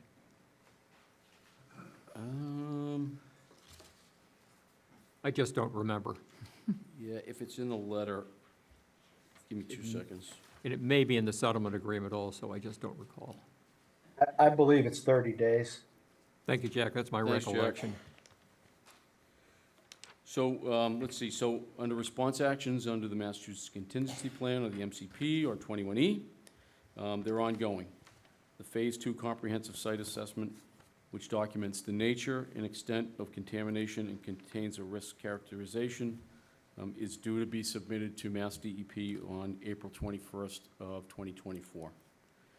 And as previously reported, as part of cleanup actions, Holtec is conducting groundwater sampling, and the results will be included in status reports submitted to Mass DEP. Any questions for Gerard on 21E while I'm up here now, or it can wait till I'm done if you want. Let's I see, don't see any. I'm sorry? I do not see any. Okay, so other cleanup issues. So the DEP asbestos section continues to be actively engaged in overseeing the demolition activities that are occurring on site and meets regularly with the company to manage the asbestos discovery, identification, abatement, and removal processes. And we're probably going to get ramped up on that stuff pretty extensively, right, Dave, moving forward with the turbine building. Mass DEP is continuing to evaluate Holtec's request to change its wastewater disposal system at the plant to a Title V system.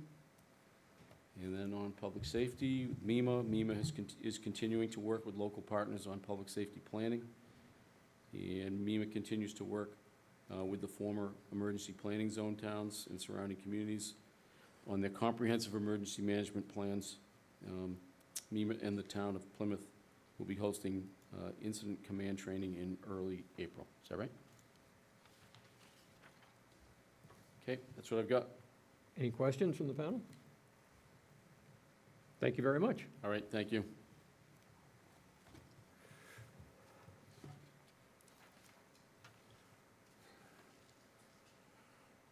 Well, I guess that brings us to public comment time, and we're only 4 minutes behind schedule.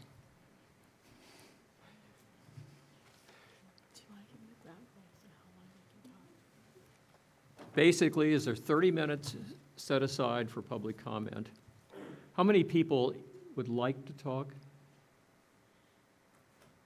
1, 2, 3, 4, 5? That would average out to 6 minutes apiece. If you don't take all of that time, my view is that we've set aside a total of 30 minutes. And I'm not going to hold any single person as long as we stay within the overall limit. If you wish to speak, would you just please step up to the mic and identify yourselves? Hello. I've heard some numbers thrown around earlier that I Could was we just get your hoping to name, get. please? I'm Kai. Nice to meet you all. I Full heard some name? numbers. Kai. What else? Do you need that? Yeah. Unfortunately, for the record, we do need your full name. Jackson. Anyways, I heard some numbers thrown around earlier that are worth asking questions on. You guys said what was the CO2 impact of shipping it out the water? 64,200 tons of carbon dioxide. And what's the CO2 impact of evaporating it off and putting it in the bay? 0. What is the current rate that we're burning for energy to run? I know that they were running heaters the last time I was here. Yes, I'm sorry, what was the question? You guys were running like heaters to, Yes, there's electric resistance heaters in the spent fuel pool. so those don't run CO2 either? They don't burn anything? They don't, no. Okay, so it's less of an environmental impact to evaporate it off? Yes, there is. Sounds pretty reasonable to me to do that instead then. Thank you. Sheila Lynch Benton in Duxbury, Massachusetts. I have a question for Mr. Noyes about high gamma radiation. Tritium has been mentioned when we were talking about ocean dumping because the notion was that the spent fuel pool water would be 100% filtered of high gamma radiation, although my understanding is there's no such thing as 100%. So waste products from nuclear power plants include plutonium, strontium, cesium, uranium, and those are obviously byproducts in the wastewater that haven't been discussed. And in April 2023, Jack Priest mentioned that there was no high gamma radiation testing of the water in the spent fuel because they were testing for ocean disposal, and it was thought that all the high gamma would be filtered. So if the state doesn't allow ocean disposal, and the spent fuel pool has the high gamma plutonium, uranium, cesium, strontium, does your current filter system take out 100% of the high gamma also before evaporation? Excuse me, so a couple of things. I can't speak for the state samples, but the samples that we took were broad spectrum analyses for radionuclides so that they would have included any gamma emitters. With respect to the material for gaseous release, nothing that strontium, cobalt, metals don't get to the point at which they are volatile at 90 degrees Fahrenheit. So at even up to temperatures at 125 degrees Fahrenheit and above, there is no metal emitters. The only radionuclide that's being emitted from the water is tritium. My understanding in looking it up is that plutonium is a airborne contaminant of concern by DOE. Strontium has been shown to be an airborne contaminant. Uranium can become airborne, and cesium on tank walls can become airborne. and it can happen when it reaches gaseous state, and it doesn't require different temperatures. So I'm concerned about the high gamma radiation going up the air vent. And are you detecting at your monitors high gamma radiation? We are. That's what the particulate monitors do. And when you detect at the monitor the high gamma radiation and you report it to the NRC, is that number detectable now? It's detectable now, but not from the process of heating water. It's detectable because of the processes that are happening on the refuel floor and within the reactor building. It's independent of heating of the water. And is the number to NRC part of the federal term of, I'm blanking on the word, where you get to supersede local regulations? Preemption. Is the numbers that you report about the high gamma at the airborne radiation vent reported to NRC, is that sent to the state also, those numbers? The state does receive that information, yes. They So that's receive limited. the high gamma Yes, so numbers? that's limited. The total dose to an individual is limited to 25 millirem to the most limiting individual at the site boundary from all ingestion pathways. So that would be from emissions, from gaseous emissions, liquid emissions, and radiation associated with just radiological shine from radioactive components, including the dry casks. And does that include inhaling? Yes, it does. And is that tested currently? Does the state test for high gamma? Because my understanding on the April 23 water testing Yes. was all low gamma from the state. Jack That- Priest Yeah, confirmed that would be a Can I- question for Mr. Priest.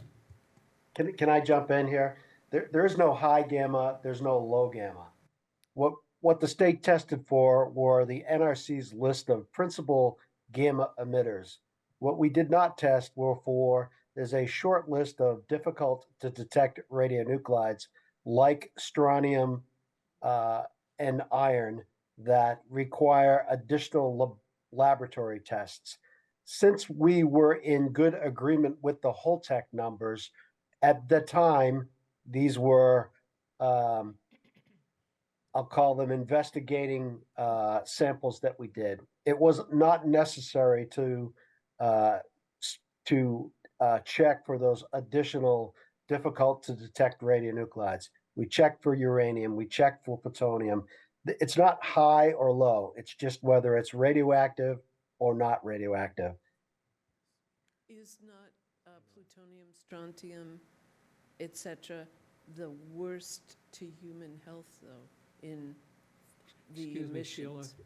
you're running over. Okay. Just so you know, you're I at have- 7+ minutes. And I'm I've taking- also I thi- just learned that we have one more person who wishes to speak online, so I do want to make sure we can get them in. I would just like to bring to the attention of the public and the panel that tritium is not the only discussion matter when we're talking about evaporation. Fine. Tritium is the subject matter of ocean disposal, supposedly the only, but other emitters are. Thank you.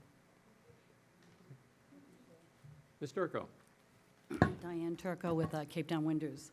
I just wanted to quickly read from Dr. Potvin's forum that Dr. Petros Koutrakis from Harvard School of Public Health, this is his comment about the evaporation, and quote, "But the thing I can tell you with certainty is that they should not evaporate or dump in the bay. So that should stop right now."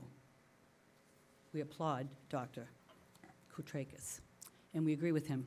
So if I can go back to the last winter, spring, Dave, when Holtec was evaporating the water from the refuel floor, was that water treated? The water is treated. It has the filtration systems that are shown. I understand, I'm talking about the water that was there in February, March, Right. April, May, and June. Was that water treated? It was filtered, yes. I'm asking you, was it treated? Yes. The Was there a- treatment includes demineralization and evaporation. Okay, demineralization, that's the treatment? Yes, Okay. Were there filters yes, in the water, yes, like now? yes. Okay. And how did you monitor the tritium in the spring? The same way that we do it right now. We could do grab samples via the reactor building vent. Once a week? Right. Okay. Evaporation is not a corporate choice. Evaporation is a fact of science. It's going to exist whether we're heating the water or not. Using heaters accelerates the evaporation, and you've said that. So you were talking about holding off your building deconstruction for 8 years. So on March 31st, when you applied to the EPA and the DEP, you put on the application 1.1 million gallons of water was at the site. You had the heaters in April to June. By September, 200,000 gallons were gone. Well, now the heaters are in November, and if we look at the historical evaporation rate, if these heaters are on until June, can we assume that in 7 months, perhaps another 400,000 gallons could be gone? You can assume whatever you want to. I've said that I'm unable to predict the Right. rates of evaporation because of a number of different factors. Right, but we're looking at the historical information. So we could say, so yet you play the blame game and try to blame the water issue on holding off on any more decommissioning for 8 years. But if we look at the historical evaporation rate and what's going on, that water will be gone way before 8 years. Diane, you can't, Another thing. Diane, you can't say evaporation now is the same as the evaporation historically, I'm just saying, right? it's So possible, right? evaporation historically, if you've got a higher water level and a higher surface understand that. area and a higher temperature, Mhm. you have a higher evaporation Right. rate. Do you What think it would Dave's take 8 saying years is to evaporate? you've got a that lower water? temperature now. Excuse me? Do you think it will take 8 Can I years to finish? evaporate the water? Can I finish? Yep. Sorry. So Dave's trying to explain that it's difficult to predict what it will be in several months. You can take data points along the way and be more predictive. But at this point, as that water level drops in the, I'll call it the open pool, the surface water, the other factors, relative humidity in the room, the temperature, are all going to change, and it's going to create a lot of variables. So what they can do is monitor it over the next couple of months to predict where it would be, but we're also talking about moving the water from an open pool to a closed container like the Taurus. So to say we've got a straight line from point A to point B to point C on this evaporation rate, that's not a good assumption. I understand that, So but we're talking about I 8 think- years. I think what would be useful, our next meeting is 2 months from now, is for Holtec to provide us an update on what that evaporation rate is. Because they'll have, a few months of what the heaters were in service up until, this early spring. That could be much more predictive Thank you. of what that water volume could be. Okay, so can we say that the tritium cannot be filtered? Yeah, we can Tritium say is not- that subject to I'm what sorry. Dr. Potvin has that Okay. we can take a look at. So we can all agree on that.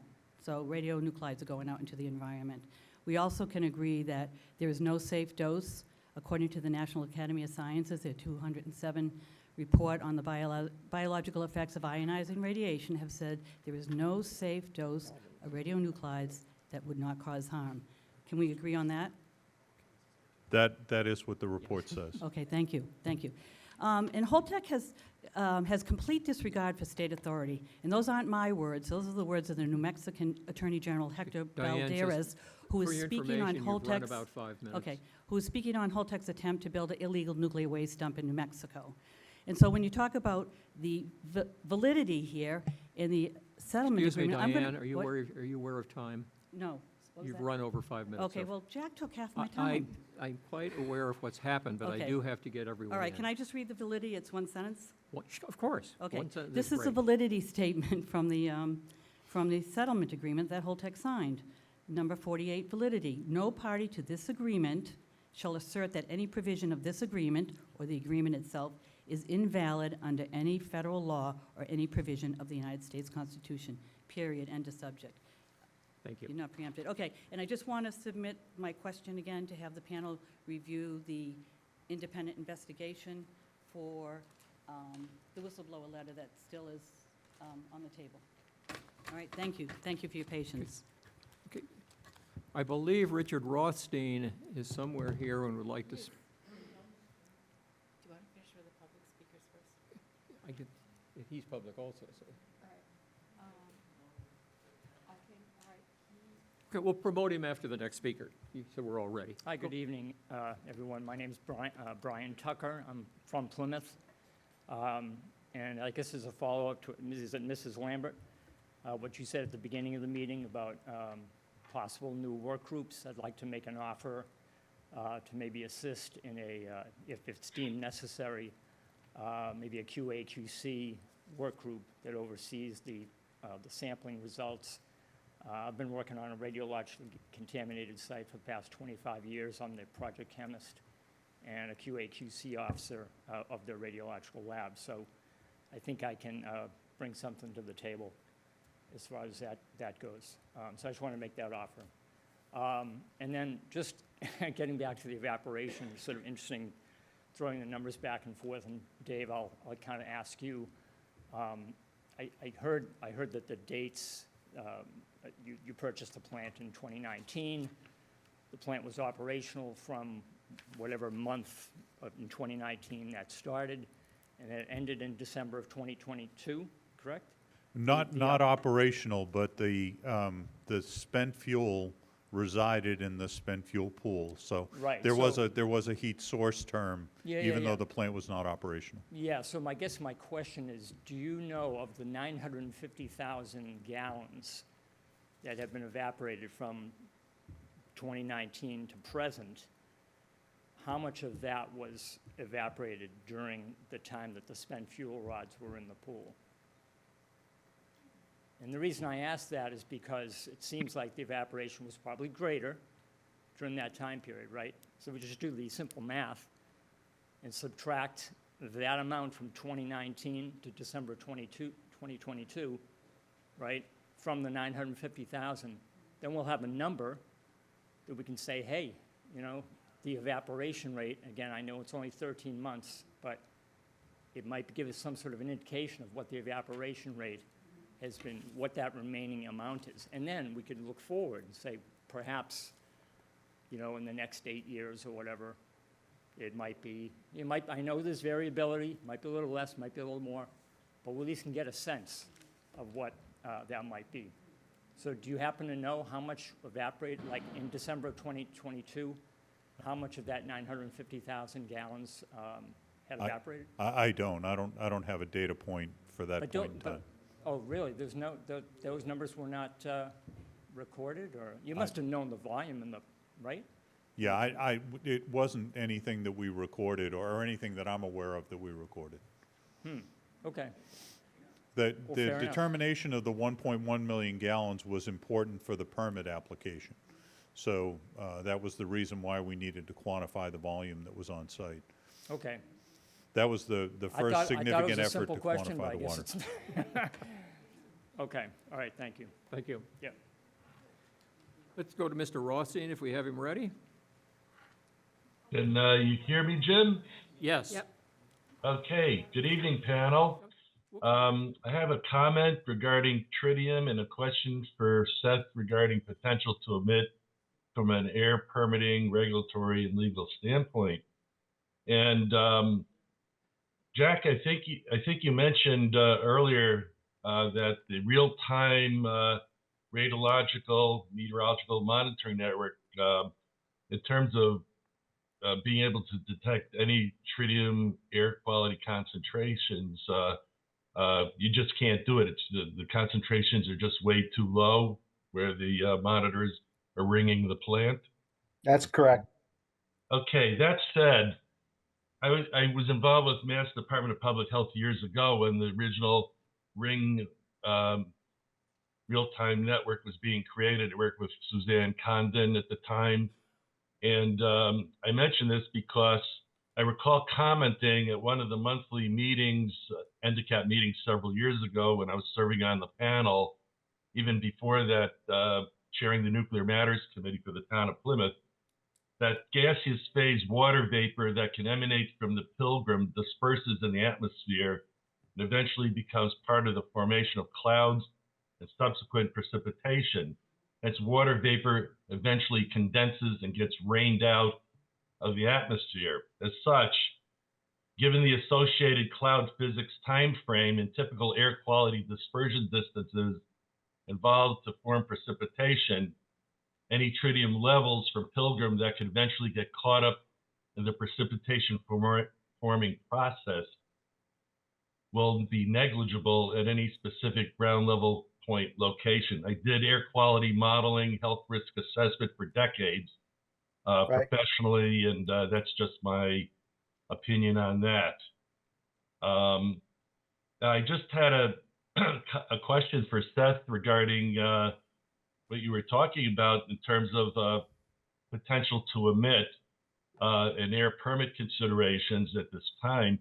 Seth, my understanding, at least for potential to omit, is applied more over the, at least on the things, unless things changed in recent years, for point and area sources that were trying to get permits that could emit as part of their design and operation. But when it comes to cleanup or demolition, I'll use some examples. Sandblasting of the Tobin Bridge, when it has to get painted to create, that could create condition of air pollution, and things of the nature in terms of 21E sites, Superfund sites, things of this nature that you're trying to minimize air emissions through demolition plans, cleanup plans, and the like there. I don't recall the air permit regulations, the DEP air permit regulations pertaining to those kinds of things. I think it's best effort, and it's in the plans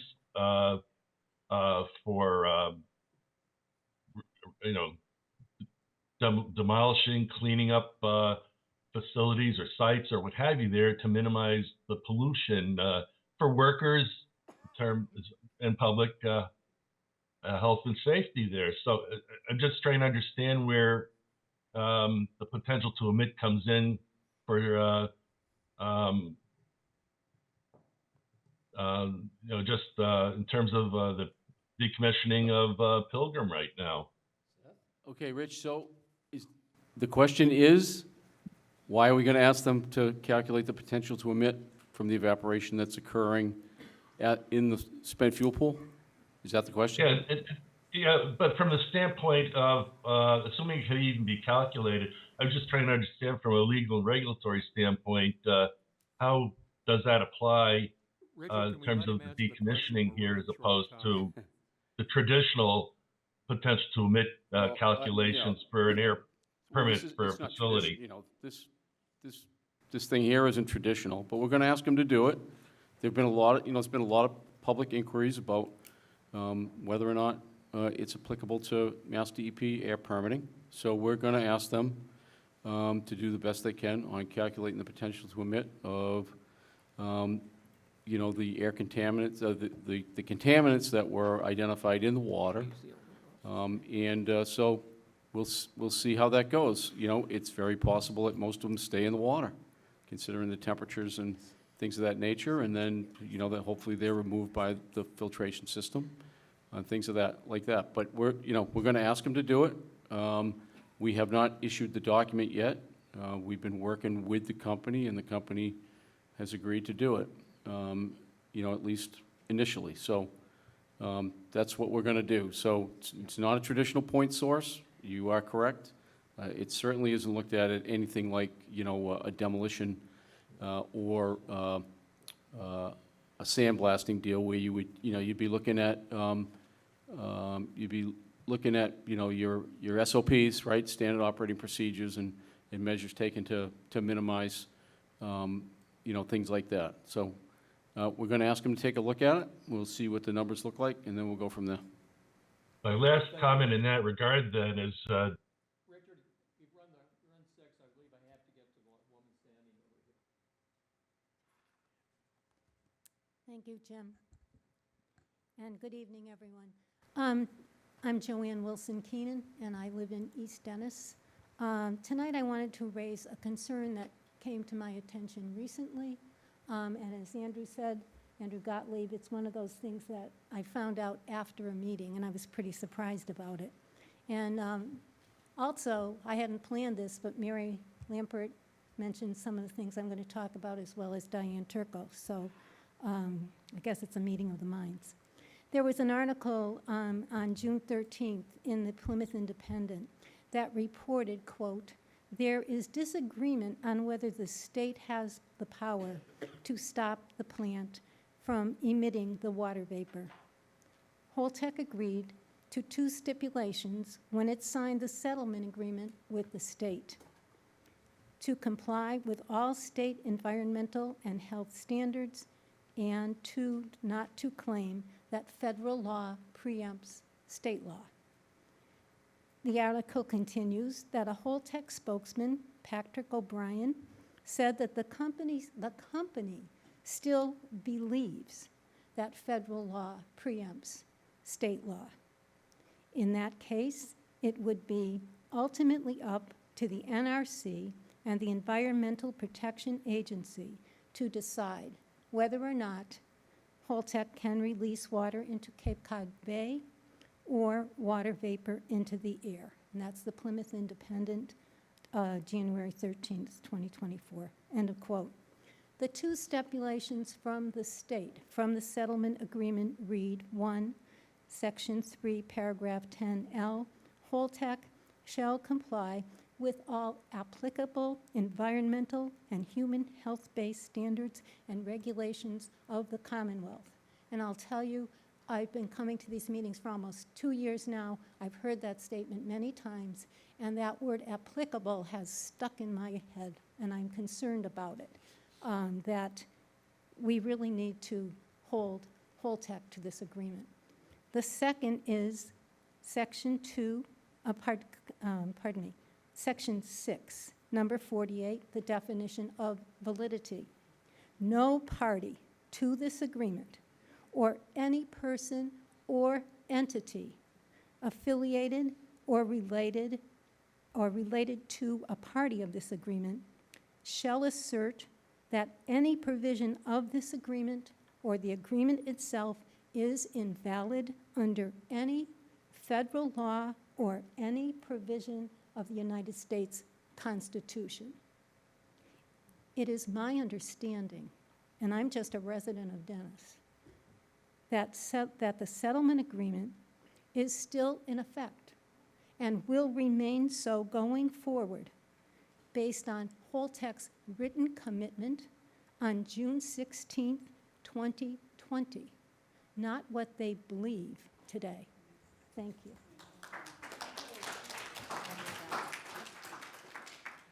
One more, Mary?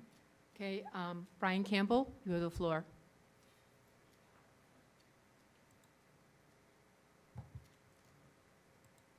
Would you unmute yourself? Still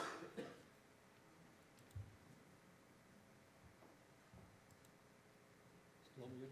He's still muted. Are you muted on your end? Yep. I did what I needed to do. I'm a resident of Chelmsford, a retired electrical engineer, and I strongly support discharging the treated water from Pilgrim Nuclear Station into Cape Cod Bay. Generation Atomic calculates the water outside the plant. If one were to hypothetically consume it, they would need to drink approximately 80 gallons to equal the radiation dose from eating a single banana. The presentations by Holtec to this panel shows Holtec to be a good corporate citizen performing the Pilgrim decommissioning in the truthful and open manner that should be commended. And I just wanted to say, I heard about the Cape and Islands. They did an NPR. They did a article on the Harvard study. And I guess this doctor's got $20,000 to study the effects of the evaporation. I really, truly doubt that he'll be able to determine whether there's any difference between the cosmic generated tritium in the upper atmosphere from cosmic rays versus the discharge that's coming out of the water in those stored tanks. I doubt it. And there's no way that he can determine that. That tritium is coming cosmic-genically or from Holtec, but he's got the money. So again, the other study that that Woods Hole Oceanographic Institute is doing, looking at the currents and the tides in Cape Cod Bay to determine the effects of the discharge. I swear to God, these people are just doing this. It's a total scam. They're all PhDs. Well, I can get a grant for this. I can get a grant for that. It's crazy. And what we really should be concerned about is the endangered right whale and what we're doing, because we killed Pilgrim nuclear plant in 2019. And each year, because of that, we're generating 2 million tons of emissions a year to make up for that.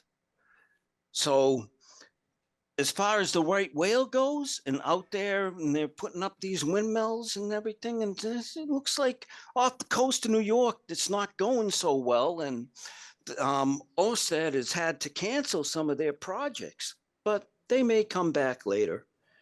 But that, to me, is just going to make our electricity so expensive that well, we've already moved so much of our industry to coal burn in China.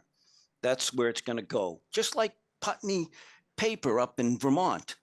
Since they closed Vermont Yankee, well, Putney is leaving and they're going out of business. And this is just a few weeks ago, 175 people getting laid off up there. And the primary reason is because of their energy prices are too high. But they killed Vermont Yankee, and that was almost 70% of their total electricity in Vermont. So these people, and you hate nuclear, that's all I hear out of this panel. There's no scientific basis for it. The anti-nuclear lobby is funded at $2.3 billion a year with Sierra Club, Friends of Earth, the World Wildlife Federation, and everything else, that we're never going to build any more nuclear in this country, not in the foreseeable future, unless something changes. So you guys have won. Keep going. Thank you. Thank you, Brian. Well, I think that brings us to the end of tonight. Unless we've missed something, do I hear a motion to adjourn? Mr. Chairman, motion Yes. to adjourn. Second. All in favor? Opposed?